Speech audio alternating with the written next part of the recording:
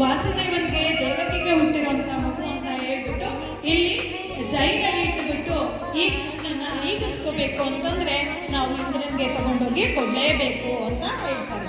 ಆಗ ಈ ಗೋವರ್ಧನಗಿರಿ ಬೆಟ್ಟದಲ್ಲಿರುವಂತಹ ಈ ಜನಗಳನ್ನೆಲ್ಲ ಸೇವ್ ಮಾಡಬೇಕು ಆ ಕಷ್ಟದಿಂದ ಅಂತ ಹೇಳ್ಬಿಟ್ಟು ಕೃಷ್ಣ ಏನ್ ಮಾಡ್ತಾನೆ, ಈ ಗೋವರ್ಧನಗಿರಿ ಬೆಟ್ಟ ನಿಮಗೆ ಗೊತ್ತಿದ್ದ ಹಾಗೆ ಜನಕ್ಕೆಲ್ಲ ಒಂದು ಸೇಫ್ ಅನ್ನ ಮಾಡ್ತಾ ಇರುತ್ತೆ. ಜನನೆಲ್ಲ ಅಲ್ಲಿರೋ ಹಳ್ಳಿ ತಿಳಿಸಿ ಕೃಷ್ಣ ಹೇಳ್ತಾನೆ, ನೋಡಿ ಈ ಇಂದ್ರ ಏನ್ ಮಾಡ್ತಿದ್ದಾನೆ, ಈ ಬೆಟ್ಟನ ನಾಶ ಮಾಡ್ತಾನೆ. ಸೊ ಅದರಿಂದ ನಿಮಗೆ ಇಲ್ಲಿ ಏನ್ ಬೆಳೆಯಕ್ಕಾಗ್ತಿದೆ ಅದನ್ನು ಬೆಳೆಯಕ್ಕಾಗೋದಿಲ್ಲ. ಈ ಪ್ರಾಣಿ ಪಕ್ಷಿಗಳಿಗೆ ಮತ್ತೆ ಕುರಿಗಳಿಗೆ ಹಸುಗಳಿಗೆ ಎಲ್ಲ ಏನೇನು ಹುಲ್ಲು ಆಹಾರ ಎಲ್ಲ ಸಿಗ್ತಾ ಇದೆ ಅದೆಲ್ಲ ಸಿಕ್ಕಿರ ಹೋಗ್ಬಿಡುತ್ತೆ ಅಂತ ಹೇಳಿ ಆ ಹಳ್ಳಿ ಜನಕ್ಕೆಲ್ಲ ತಿಳಿಸಿ ಹೇಳ್ತಾನೆ. ಆಮೇಲೆ ಈ ಏನು ಕೊಡ್ತಿದ್ರು ಇಂದ್ರನ್ಗೆ ಅದನ್ನೆಲ್ಲ ಸ್ಟಾಪ್ ಮಾಡೋದಕ್ಕೆ ಹೇಳ್ತಾನೆ. ಆಗ ಈ ಇಂದ್ರ ಏನ್ ಮಾಡ್ತಾನೆ, ತುಂಬಾ ಕೋಪ ಮಾಡ್ಕೊಳ್ತಾನೆ. ಈ ಕೃಷ್ಣ ಬಂದ್ಬಿಟ್ಟು ನಮಗೆ ಕೊಡ್ಬೇಕಾಗದನ್ನೆಲ್ಲ ಕೊಡೋದನ್ನ ನಿಲ್ಲಿಸ್ಬಿಟ್ನಲ್ಲ ಅಂತ ಹೇಳ್ಬಿಟ್ಟು ಇಂದ್ರ ಕೋಪ ಮಾಡ್ಕೊಂಡು ಏನ್ ಮಾಡ್ತಾನೆ, ತುಂಬಾ ಜಾಸ್ತಿ ಮಳೆನ ಕೊಟ್ಬಿಡ್ತಾನಲ್ಲಿ. ಮತ್ತೆ ಆ ಮಳೆಯಿಂದ ಏನಾಗತ್ತೆ, ಅಲ್ಲಿರೋ ನೀರು ದವಸ ಧಾನ್ಯಗಳು ಎಲ್ಲ ಕೊಚ್ಕೊಂಡು ಹೋಗ್ಬಿಡುತ್ತೆ, ಫ್ಲಡ್ಸ್ ಆಗ್ಬಿಟ್ಟು. ಸೊ ಆಗ ಏನ್ ಮಾಡ್ತಾನೆ, ಈ ಜನಗಳೆಲ್ಲ ಹಳ್ಳಿ ಜನ ಎಲ್ಲ ಬಂದು ಕೃಷ್ಣನ್ನ ಇದರಿಂದ ಪಾರ್ ಮಾಡು ಅಂತ ಕೇಳ್ಕೊಳ್ತಾರೆ. ಆಗ ಕೃಷ್ಣ ಏನ್ ಮಾಡ್ತಾನೆ, ಈ ಹಳ್ಳಿ ಜನನೆಲ್ಲ ಪಾರ್ ಮಾಡೋದಕ್ಕೆ ದೊಡ್ಡದಾಗಿ ಬೆಳೆದ್ಬಿಡ್ತಾನೆ. ಬೆಳೆದ್ಬಿಟ್ಟು ಆ ಒಂದೇ ಒಂದು ಲೆಫ್ಟ್ ಹ್ಯಾಂಡ್ ಅಲ್ಲಿ ಈ ಕಿರು ಬೆರಳು ಏನಿರುತ್ತೆ ಆ ಬೆರಳಲ್ಲಿ ಈ ಗೋವರ್ಧನಗಿರಿ ಬೆಟ್ಟವನ್ನ ಈಗ ಎತ್ತಿ ಇಟ್ಕೊಳ್ತಾನೆ. ಒಂದೇ ಒಂದು ಕಿರು ಬೆರಳಲ್ಲಿ, ಅರ್ಥ ಆಗ್ತಿದ್ಯಾ? ಈ ಕಿರು ಬೆರಳಲ್ಲಿ ಏನಾದ್ರೂ ನಾವು ಹಿಂಗೆ ಇಟ್ಕೊಳ್ಳೋದಿಕ್ ಸಾಧ್ಯನಾ? ಇದು ತುಂಬಾ ಚಿಕ್ಕದಲ್ವಾ? ಆದ್ರೂ ಕೂಡ ಆ ಕೃಷ್ಣ ಏನ್ ಮಾಡ್ತಾನೆ, ಆ ದೊಡ್ಡ ಬೆಟ್ಟನ ಗೋವರ್ಧನಗಿರಿ ಬೆಟ್ಟನ ಆ ಕಿರು ಬೆರಳಲ್ಲಿ ಎತ್ತಿ ಇಟ್ಕೊಳ್ತಾನೆ. ಆಗ ಆ ಮಳೆ ಎಲ್ಲ ನಿಂತೋಗುತ್ತೆ, ಜನ ಎಲ್ಲ ಅದರ ಕೆಳಗಡೆ ಬಂದು ರಕ್ಷಣೆನ ಪಡ್ಕೊಳ್ತಾರೆ. ಈ ರೀತಿ ಆ ಮಳೆಯಿಂದ ಮತ್ತೆ ಆ ಫ್ಲಡ್ಸ್ ಇಂದ ಇಂದ್ರ ಕೃಷ್ಣ ಆ ಏನು ಸೇಫ್ ಮಾಡ್ತಾನೆ ಆ ವಿಲೇಜಸ್ ಅನ್ನೆಲ್ಲ, ಇದನ್ನೆಲ್ಲ ಈ ರೀತಿ ಸೇವ್ ಮಾಡ್ತಾನೆ. ಆಮೇಲಿಂದ ಇಂದ್ರನ್ಗೆ ಗೊತ್ತಾಗತ್ತೆ ಕೊನೆಗೆ, ನಾನು ಮಾಡಿದ್ದು ತಪ್ಪು, ಈ ಕೃಷ್ಣ ಸಾಮಾನ್ಯ ಮನುಷ್ಯನಲ್ಲ, ಈ ಕೃಷ್ಣನಲ್ಲಿ ಅತಿ ಹೆಚ್ಚು ಶಕ್ತಿ ಇದೆ ಅಂತ ಹೇಳ್ಬಿಟ್ಟು ಆಗ ತಾನು ಮಾಡಿದ್ದು ತಪ್ಪನ್ನ ಅವನು ಒಪ್ಕೊಂಡು ಕೊನೆಗೆ ಕೃಷ್ಣನ ಹತ್ರ ಸಾರಿ, ನಾನು ಇನ್ನು ಮುಂದೆ ಇಂಥ ತಪ್ಪನ್ನ ಮಾಡೋದಿಲ್ಲ ಅಂತ ಹೇಳ್ಬಿಟ್ಟು ಕೇಳ್ಕೊಂಡು ಕೃಷ್ಣನ್ಗೆ ಅವನು ಕೂಡ ನಮಸ್ಕಾರ ಮಾಡಿ ಹೊರಟೋಗ್ತಾನೆ. ಬೇರೆ ಜನಗಳಿಗೆ ಯಾರಿಗೂ ತೊಂದರೆ ಕೊಡೋದಿಲ್ಲ. ಆಮೇಲೆ ಇಷ್ಟು ಒಂದು ಪುಟ್ಟ ಕೃಷ್ಣನ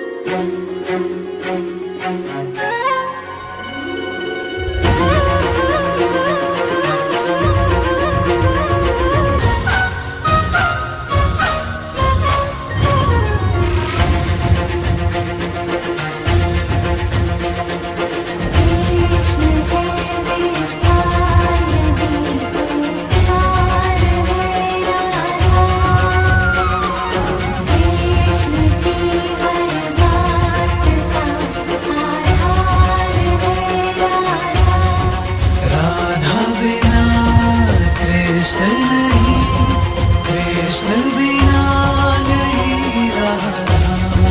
जिस कण में राधा बसी, उस कण में बसे कृष्ण सदा से।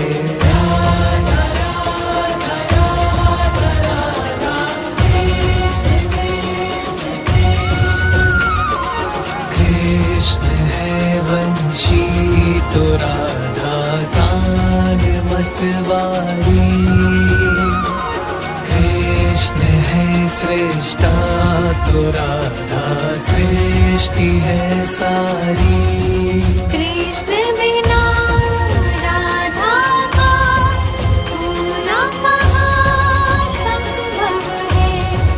कृष्ण यदि परमानंद तो राधा उत्सव है सदा से।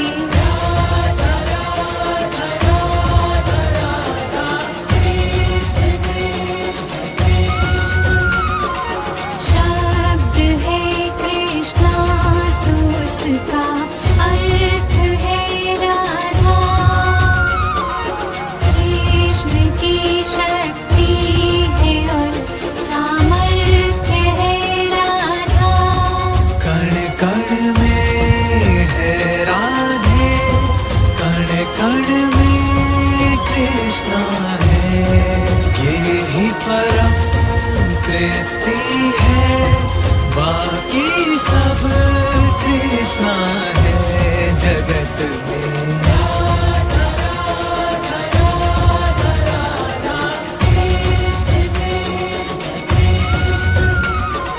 कृष्ण के हर रोम में है राधिका प्यारी।